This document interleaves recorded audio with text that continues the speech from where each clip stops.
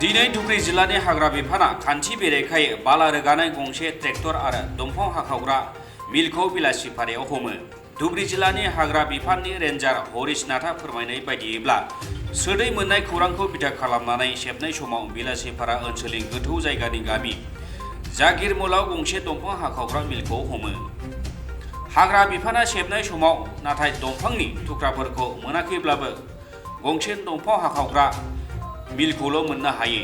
मिलनि बिगुमा एबा मिल सालायग्राया खारखोमायो। गुबुन फारसे हाग्रा बिफाननि हान्जाया फैफिनबाय थानाय समावनो इनायै बाला रोगानाय गंसे ट्रेक्टरखौ सापटग्रामनि पाथिमारिथिं लांबाय थानाय समाव हमनो हायो। ट्रेक्टरखौ हमनो थाखाय लाखिनाय समावनो ट्रेक्टर सालायग्रायाबो खारखोमायो। उनाव खान्थि बेरेखायै सालायनाय दंफां हाखावग्रा मिल आरो बाला रोगानाय ट्रेक्टरखौ सापटग्रामनि हाग्रा बिफाननि मावख'आव दोनो। धुबरीनिफ्राय मेहताब उद्दीन, इनसाइड एनि बर'।